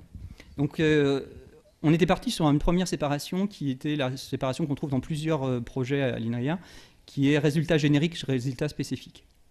Et au tout dernier moment, l'entreprise a souhaité ne pas faire cette séparation-là, et plutôt aller vers une sorte de propriété conjointe et des accords d'utilisation de licences réciproques des outils qui sont développés. Or, on pensait qu'on était OK, puisqu'on pensait que la partie la plus dure, c'était avec l'entreprise. Et or, hier, j'ai reçu un message de l'ANR me disant qu'il trouve que ça peut être une façon déguisée de faire un reversement. Donc, je sens qu'on va revoir notre copie demain.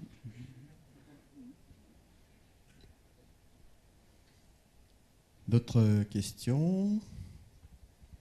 Éventuellement des questions sur le W3C, t'as laissé un petit peu de temps, non? Si vous voulez.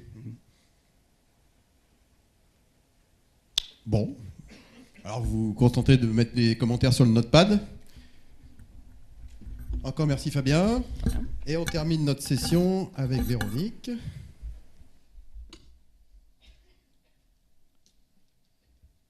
Qui va nous présenter sa vision du vote électronique.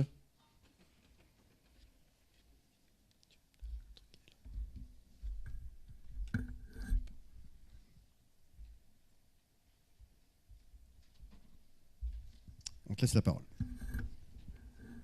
Presque. Une fois qu'ils auront communiqué entre eux.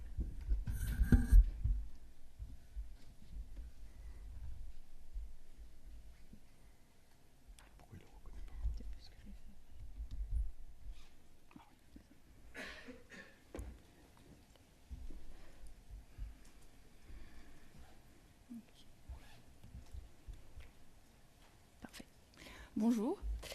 Donc effectivement, l'objectif de cet exposé, c'est de faire un petit panorama sur le vote électronique et des solutions techniques qui peuvent exister, leurs limitations. Donc le vote électronique, donc on prête à Staline cette phrase qui dit que ce qui compte, ce n'est pas ceux qui votent, mais ceux qui comptent les votes. Donc le vote électronique, le bon côté du vote électronique, c'est que c'est pratique. Le décompte des voix est plus précis, puisqu'un ordinateur se trompe beaucoup moins qu'un humain quand il s'agit de compter, que ça s'applique à tout type d'élection, petit, grand, que ça permet de voter de chez soi, donc inutile de se déplacer. C'est déjà utilisé, donc en France, on a forcément entendu parler pour élire les députés représentant les Français de l'étranger, et aussi en Estonie depuis très longtemps, en Norvège, aux États-Unis. Mais à l'inverse, certains pays ont interdit ou au moins installé un moratoire sur les élections, sur le vote électronique, donc comme en Allemagne, en Grande-Bretagne et en Irlande. Mais en fait, au-delà de ça, ce serait faux de croire qu'en France, oui, de toute façon, c'est juste pour les Français de l'étranger. Non.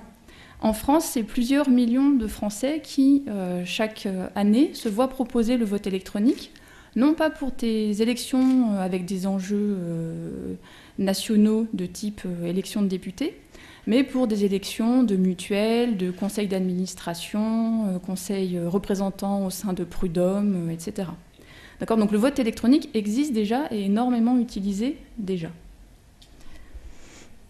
Donc évidemment, il y a les scandales qui vont avec. Donc un exemple aux États-Unis qui date un peu maintenant, 2012, avec des liens entre le fabricant de machines à voter et un des candidats, ou un peu plus récemment, l'UMP qui s'est lancé au vote électronique et avec la controverse qui en a suivi. Quoiqu'il y avait aussi la controverse sur leur vote papier. Donc, comme ça. Et donc une question à laquelle je n'entends pas répondre, mais plutôt apporter une grille de lecture, qui est êtes-vous prêt à utiliser le vote électronique ? Donc ma grille de lecture, c'est quelles sont les propriétés auxquelles il faut veiller et s'inquiéter, mesurer si elles sont respectées ou pas. Donc la première qui vient souvent à l'esprit, c'est la confidentialité du vote. Évidemment, dans le vote électronique, on ne veut pas, dans tout vote, on ne veut pas que son vote soit connu des autres. D'accord ? Donc je ne veux pas savoir que quelqu'un d'autre puisse savoir comment j'ai voté. Donc ça, c'est une bonne propriété. Et on peut même vouloir plus. C'est ce qu'on appelle souvent dans notre jargon la propriété de sans reçu ou de résistance à la coercition. Et cette propriété, c'est que je ne dois pas pouvoir vous prouver pour qui j'ai voté, même si j'ai envie de le faire. Pourquoi ? Parce que si on pense au vote papier, je peux vous redire pour qui j'ai voté, mais en fait, je peux mentir. Je vous assure quelque chose, mais j'ai aucun moyen de prouver pour qui j'ai voté. Et c'est important, d'une part, dans l'achat de vote, pour pas que vous puissiez vendre votre vote sur eBay. Donc on m'a dit, il y a des gens qui connaissent mieux les tréfonds d'Internet et qui m'ont dit qu'en fait ce serait pas sur eBay, ce serait plutôt sur Silk Road. Donc voilà, avis aux amateurs. Donc si je peux prouver pour qui j'ai voté, alors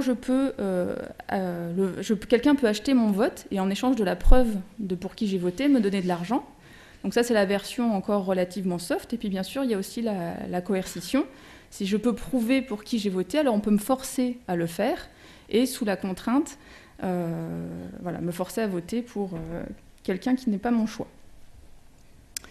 Un deuxième type de propriété important, qui est très naturel dans le vote à l'urne papier, c'est la notion de vérification. Est-ce que je peux être sûr que le résultat est bien celui qui devrait être ? Alors pareil, dans notre jargon, on distingue différents types de vérifiabilité. Je pense que c'est bien de les avoir un peu en tête comme un crible. Donc d'une part, la vérifiabilité individuelle, il faut que je sois sûr que mon bulletin, mon vote, est dans l'urne. Il faut aussi que je sois sûr que le résultat correspond au bulletin de l'urne. Donc ça, c'est le côté vérifiabilité universelle. Dans le vote papier, je sais que si j'assistais au dépouillement, je sais que le résultat correspond au bulletin dans l'urne. Alors que pour ceux qui ont peut-être expérimenté le vote électronique dans les versions commercialisées en France, c'est on vous annonce que le résultat est 70 voix contre 28, mais vous n'avez aucun moyen de le vérifier. Et puis donc être sûr que mon bulletin est dans l'urne et que le résultat correspond à l'urne, et puis être sûr qu'il n'y a pas plus de bulletins que ce qu'il devrait y avoir. Donc la côté éligibilité, être sûr que les bulletins qui sont dans l'urne correspondent bien à des électeurs. Donc 2 grandes familles de propriétés, et puis alors il y en a plein d'autres que je ne vais pas détailler, mais qui sont le côté accessibilité, ergonomie, robustesse côté serveur, passage à l'échelle, etc. Et alors, il y a un système dont je voulais vous parler, qui est développé au sein de notre équipe et de l'équipe Caramel, et dont le développeur est Stéphane Gondu. Donc, c'est à la fois pour faire de la pub sur notre système, et à la fois, surtout, pour vous montrer que les systèmes en boîte noire, tels qu'ils sont commercialisés à l'heure actuelle en France, ne sont pas du tout nécessaires. C'est-à-dire, on sait quand même faire beaucoup mieux qu'un truc où, à la fin, on vous dit le résultat, c'est ça, et... on a fait expertiser ça par un expert en informatique agréé par la CNIL, c'est-à-dire quelqu'un qui éventuellement un jour a suivi un module appelé sécurité niveau L1. Donc, notre système de vote s'appelle Belenios et il assure dans une certaine mesure, il assure la confidentialité, dans une certaine mesure, j'y reviendrai après, la confidentialité des votes et la transparence du scrutin. Et la transparence du scrutin, c'est vraiment quelque chose qui est très peu fait dans les applications commerciales, et je trouve ça très dommage. Donc comment ça fonctionne? C'est en fait assez simple. Et l'idée de base, elle vient d'un autre protocole de vote qui est développé depuis un certain temps, qui s'appelle Helios, qui est développé à l'Université de Louvain. Il y a une start-up qui est devenue même assez grosse maintenant, en Belgique, qui est basée sur ce système. Donc l'idée de base, c'est que sur votre ordinateur, vous allez chiffrer votre vote avec la clé publique de l'élection. Donc ici, elle s'appelle pub2e. C'est une clé qui est publique, comme son nom l'indique, tout le monde la connaît. Et la clé privée, c'est-à-dire la clé qui permet de déchiffrer, elle est cassée en petits morceaux. Et les petits morceaux sont répartis entre plusieurs autorités, avec l'idée que ces autorités ne vont pas toutes se mettre ensemble. Donc par exemple, ça peut être tous les partis politiques. Après, ils ne vont pas se mettre tous ensemble.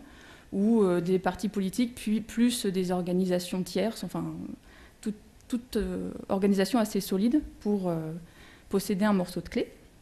Donc cette clé publique est publique, la clé privée est répartie, et vous chiffrez votre vote en local sur votre ordinateur avec cette clé publique et vous l'envoyez au serveur.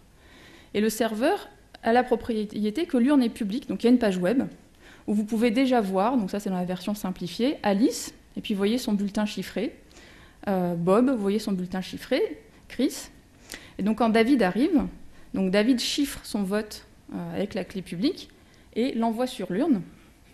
Et il peut constater que la donnée qu'il avait chiffrée en local sur son ordinateur se retrouve bien exactement telle qu'elle sur l'urne. Donc il voit que son bulletin chiffré en local apparaît sur cette urne qui est une page web publique.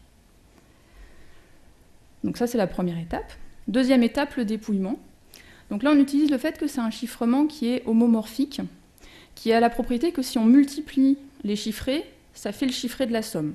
Il n'y a rien de magique là-dedans, ça vient juste du fait que G puissance A fois G puissance B, c'est égal à G puissance A plus B. D'accord ? Donc je multiplie tous les chiffrés, ça me fait le chiffré de la somme. Donc vous me direz, c'est bien, mais c'est toujours chiffré. D'accord ? Donc maintenant, le résultat... Donc l'idée ici, c'est que c'est un référendum. Pour simplifier, on a voté 0 ou A. Donc si je multiplie tous les chiffrés, j'ai un chiffré du résultat, du nombre de 1.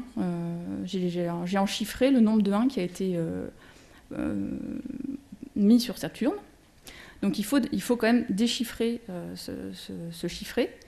Mais l'intérêt maintenant, c'est que ce chiffré, ce condensé de toute l'élection, n'est plus lié à aucune identité.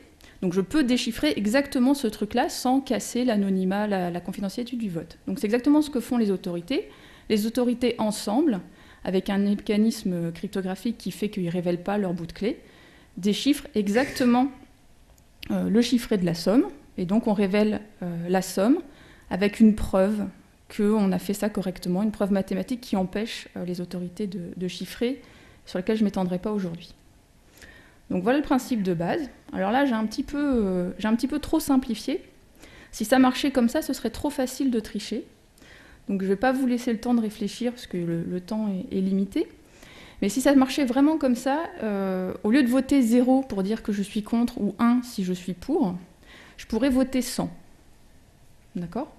Et si je vote 100, c'est comme si je votais 100 fois oui. Donc au lieu d'avoir mon droit de vote pour dire oui ou non, si je chiffre 100, c'est comme si j'étais 100 personnes qui votaient oui, puisque le résultat maintenant, ça va être le vote de A, plus le vote de B, plus le vote de C, plus le mien, 100. Donc je vais quand même un peu bourrer les urnes sur ce coup-là. Donc le protocole ne permet pas ça. Et il y a donc ce côté un peu magique de la cryptographie qui permet de prouver, quand je produis mon chiffré, donc je chiffre mon vote, en même temps je fais une preuve que j'ai chiffré 0 ou 1, sans révéler si c'est 0 ou si c'est 1. D'accord ? Donc c'est une primitive cryptographique qui s'appelle les preuves à connaissance nulle. Donc je ne pourrais pas donner l'intuition là, c'est un peu trop court, mais c'est un mécanisme assez proche, même genre de mécanisme, même genre d'outil derrière que ce qui est utilisé pour le chiffrer, qui permet de prouver que j'ai chiffré 0 ou 1 sans révéler aucune information, si c'est plutôt 0 ou plutôt 1. Alors, dernier point où j'ai encore un peu triché, c'est que si c'était, donc déjà, mettre qui a voté, Alice, Bob, Chris, comme ça en clair sur une page web, la CNIL n'est pas d'accord, parce que la liste d'émargement, alors elle n'est pas complètement confidentielle, puisque les électeurs du bureau peuvent y accéder, mais enfin, ce n'est pas une donnée publique, d'accord ? Donc, ces identités ne doivent pas apparaître sur l'urne, mais dans ce cas, c'est très facile pour l'urne de laisser Alice voter, Bob voter, Chris voter, mais de rajouter quelques bulletins en plus. De toute façon, il y aura un taux d'abstention d'environ 40%, donc on peut bien rajouter 5% de bulletins, ça restera discret, et puis on fait un émargement un peu à la va-vite, discrètement, à la fin, pour ceux qui n'ont pas voté. Donc pour empêcher ça, il y a un mécanisme supplémentaire, une sorte de signature, pour empêcher donc l'urne d'ajouter des bulletins. Chaque personne a un droit de vote. Avec ce droit de vote, il y a une partie publique qui sont mes V4 credentials, donc c'est un jeton. Les gens ont une partie, un credential, les gens ont une partie publique de ce jeton, qui est public, et puis chacun reçoit juste sa partie privée et signe le bulletin avec sa partie privée. Donc finalement, c'est le chiffré signé avec le jeton, mais il n'y a pas de lien entre les jetons et les identités, mais on ne vous donne qu'un jeton, donc vous pouvez valider qu'un vote. Voilà. Donc j'ai fait à peu près le tour de ce système. Et alors, qu'est-ce que ce protocole arrive à assurer ? Il arrive à assurer justement donc, à la fois la confidentialité, votre vote n'est jamais révélé à quiconque, et la vérifiabilité. Vous pouvez vérifier que votre bulletin est dans l'urne, vous pouvez vérifier le décompte des voix, et vous pouvez vérifier que seuls les gens ayant un crédit ont pu mettre un bulletin dans l'urne. Quelles sont les limites ? Il y a plusieurs limites. Donc déjà, de façon intrinsèque au vote électronique, il n'y a pas d'isoloir. Enfin, vous êtes chez vous, mais vous n'êtes pas seul dans un isoloir. Et donc c'est vraiment la même problématique que du vote par correspondance. Le vote par Internet et du vote par correspondance, vous n'êtes pas en train de faire du vote à l'urne. Deuxième limitation, il faut faire confiance à votre ordinateur. D'accord ? Pour deux raisons, à la fois pour la confidentialité et pour la vérifiabilité. Votre ordinateur, s'il est infecté, alors il peut vous laisser voter comme vous voulez et faire fuiter en douce pour qui vous avez voté, à qui il veut. D'accord ? S'il y a un virus, votre ordinateur peut dire pour qui vous avez voté. Et d'autre part, il peut aussi, quand vous cliquez sur A, chiffrer B. D'accord ? Donc quand vous cliquez sur A, il peut voter pour B. C'est possible. Et par exemple, donc pareil, là, c'est pas intrinsèque à Belenius, c'est relativement intrinsèque au vote électronique. Et par exemple, il y avait un Français de l'étranger, justement, qui avait fait un proof of concept d'un virus qui votait toujours pour le parti pirate aux élections, qui existait vraiment, aux élections législatives des Français de l'étranger. Donc il a fait son virus, mais il l'a pas diffusé. Donc il y a des petites protections dans Belenius contre ça, mais ça reste plutôt des protections. Donc c'est des protections qui rendent le travail plus difficile de l'attaquant, mais qui ne sont pas une solution complète. Un autre défaut de Belenius, qui cette fois, il n'y a pas que Belenius qui a ce défaut-là, mais c'est vraiment particulier à Belenius, c'est que je vous ai dit que la confidentialité c'est bien, mais être sans reçu c'est mieux. Belenius c'est pas sans reçu. Vous pouvez prouver pour qui vous avez voté. Parce que si je reviens à l'urne, comme le chiffré est sur l'urne, vous avez utilisé des choses aléatoires pour le créer, Si vous donnez à quelqu'un les choses aléatoires, vous montrez que vous êtes le seul à pouvoir les connaître, donc vous montrez que c'est vous qui avez créé ce chiffré, donc vous prouvez pour qui vous avez voté. Donc c'est un système qui a des bonnes solutions, des bonnes propriétés par rapport à ce qui existe. C'est certainement bien meilleur que ce qui existe dans le commerce, mais ça a aussi des limites. Et donc on peut se demander, mais alors, le vote électronique c'est quand même vraiment pas une bonne solution, le vote papier c'est quand même beaucoup mieux. Donc là, s'il y a un message qu'on a envie de vous faire passer, c'est si vous êtes critique vis-à-vis du vote électronique, restez-le, mais appliquez le même esprit critique à tous les systèmes de vote. Donc regardons le vote papier. Le vote papier, il y a vraiment deux types de vote papier, le vote par correspondance et le vote à l'urne. Je vais commencer par le vote par correspondance. Donc le vote par correspondance, il y a eu les élections de la CE très récemment, donc vous avez pu vous rafraîchir la mémoire. Comment ça se passe? Vous prenez un bulletin, vous le mettez dans une première enveloppe petite de couleur, puis vous mettez ça dans une deuxième enveloppe que vous cachetez, que vous signez, puis vous envoyez ça avec une troisième enveloppe par la poste.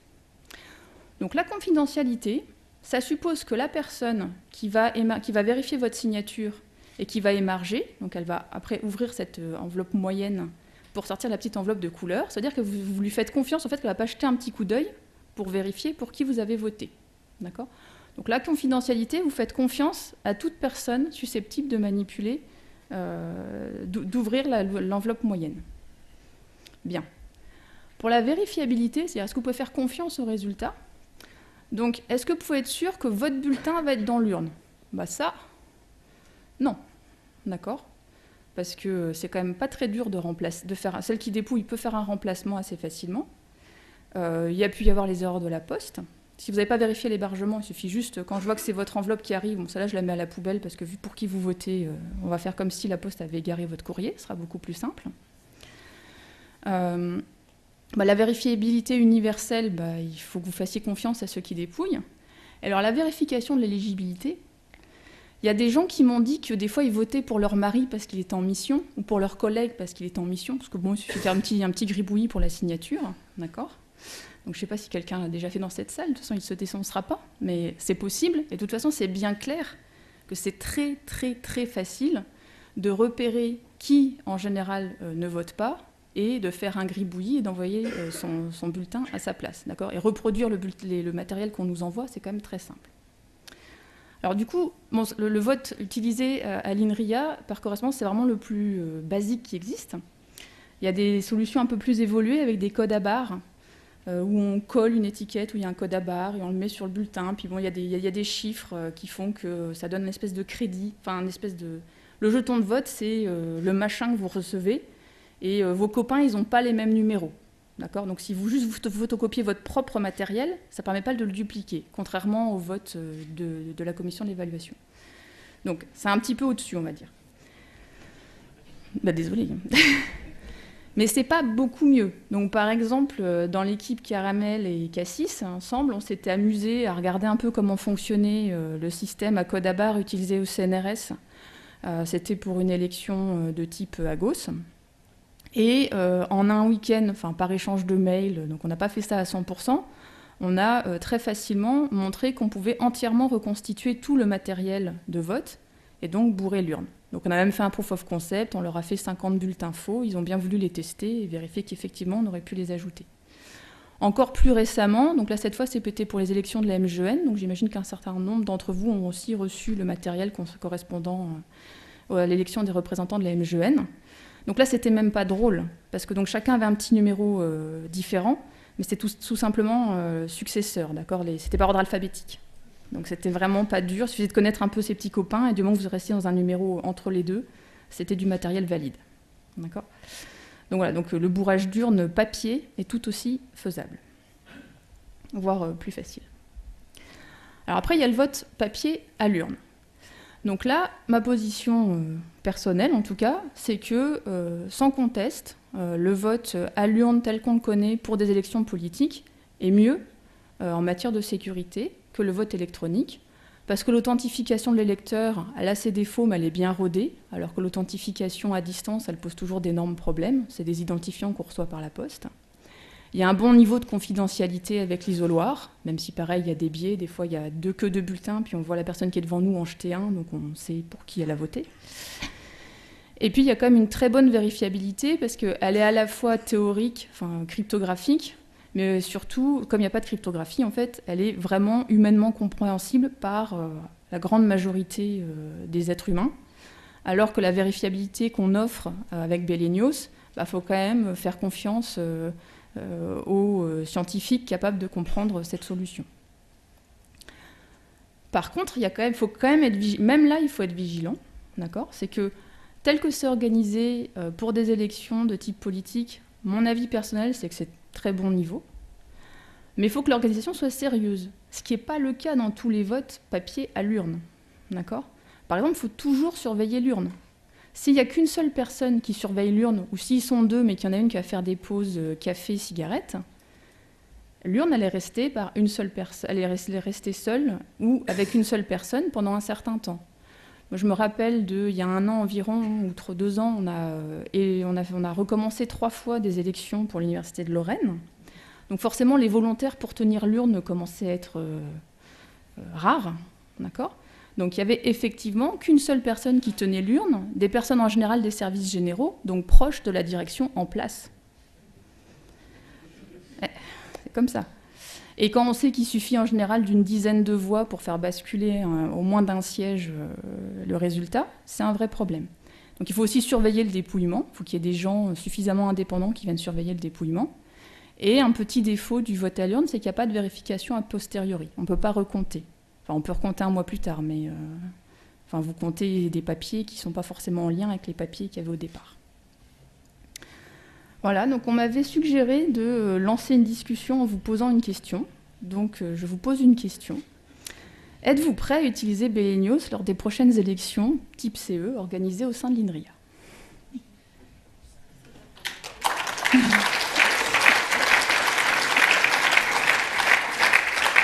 Merci Véronique. Alors ceux qui sont pour oui, vous levez la main. Oh, merci. Tu veux qu'on fasse un vote peut-être à l'urne ? Non, avec Belenios. Alors, est-ce qu'il y a d'autres questions ? Alors, c'est parti. Ouais. Oui. Et les abstentions. Qui c'est qui a levé la main le premier ? Bon, je ne sais pas si c'est le premier.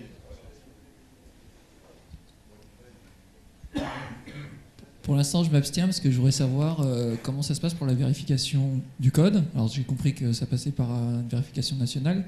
Et même après, comment on vérifie que, non pas le code qui a été écrit, mais ce qui a été compilé correspond bien à le code qui était prévu et que ça va être le cas pour toutes les compilations et le petit truc que je vais mettre sur ma machine et qui va faire que je vais chiffrer, déchiffrer, et ces choses-là.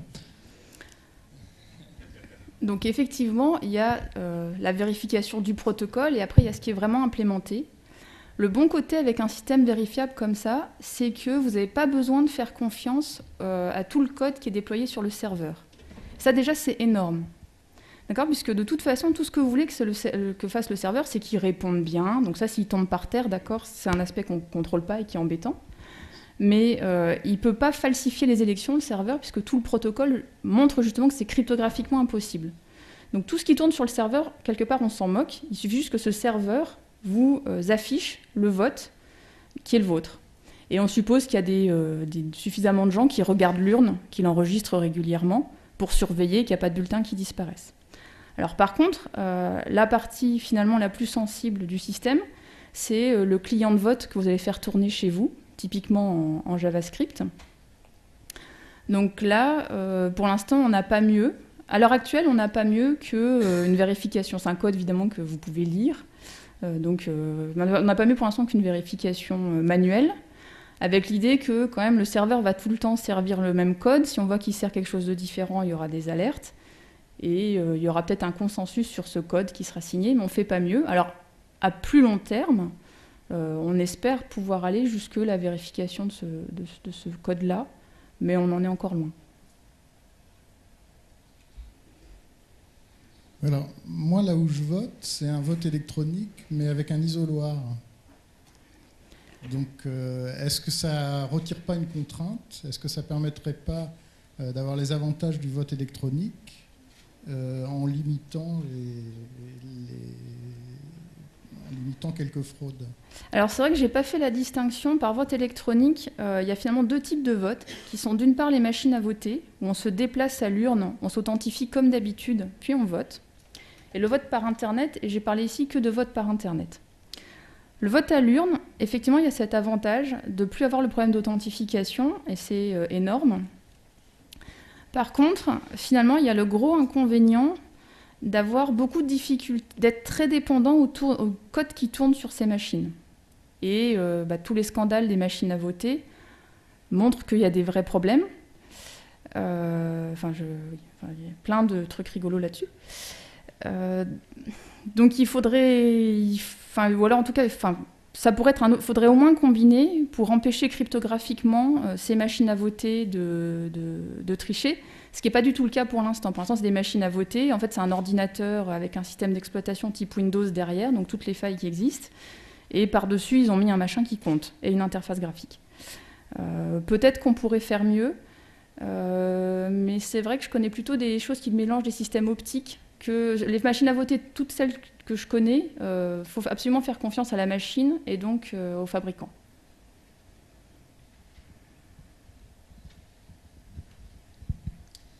Oui, moi j'ai une question.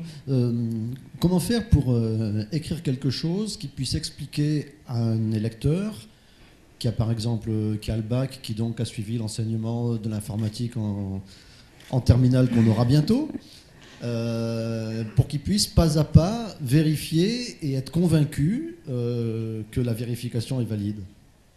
Est-ce qu'il ne faut pas lui donner 500 pages à lire pour arriver à ça? Ça dépend quel est l'objectif. Parce qu'en fait, ce qu'il faut vraiment que l'électeur fasse, c'est qu'il vérifie que son bulletin apparaît dans l'urne. Oui, mais je pense que, oui, au scrutateur. Je pense que ce qui est intéressant, c'est ce que ne peuvent pas faire les autres personnes. Ce que peut faire que le votant, c'est vérifier que son bulletin est dans l'urne. Et ça, c'est assez facile, c'est regarder que c'est les mêmes chiffres. Et on peut mettre un haché pour que ce soit plus simple, etc. Mais après, toute la vérification dont je parlais, vous pouvez vraiment, de la même manière qu'en général les électeurs n'assistent pas au dépouillement, ils font confiance aux gens des partis politiques. De la même manière, cette vérification, elle peut être faite par n'importe quel code développé par n'importe qui. Oui, vous pouvez assister au dépouillement, mais souvent vous ne le faites pas parce que vous pensez qu'il y a d'autres personnes qui vont le faire. Et de la même manière, ici, vous pouvez vous reposer sur plein d'associations que vous aimez bien pour développer les outils que vous pouvez lancer vous-même ou pas. Donc c'est plutôt le côté, il y a suffisamment de gens compétents qui pourront faire ces vérifications. Parce qu'après, expliquer vraiment les vérifications, après tout, voilà, la signature électronique, les gens y croient, ils ne comprennent pas, c'est du même niveau. Mais l'expliquer vraiment, je pense que non, là, il faudra 500 pages. Mais je dirais que le point important, c'est que la chose qu'un électeur doit vérifier, c'est juste l'égalité entre deux choses. Donc ça peut être accessible. Et donc il a quand même cette satisfaction de voir son bulletin dans l'urne. Après, pour tout ce que j'ai expliqué, c'est plutôt faire confiance au fait que n'importe qui peut réimplémenter les outils qui font la vérification. Enfin, n'importe qui, non. Que plein de groupes différents peuvent implémenter les outils qui font la vérification. Mais pas un électeur, pas un diplômé de bac, sauf un très motivé, quand même. Bon, j'ai déjà vu 3 mains encore qui se lèvent, donc ça va être un peu difficile de continuer trop longtemps parce qu'on a d'autres exposés derrière. Je vais laisser une dernière question, à moins que Pascal nous arrive à nous donner l'autorisation de décaler un petit peu. Merci. C'est quoi un vote électronique?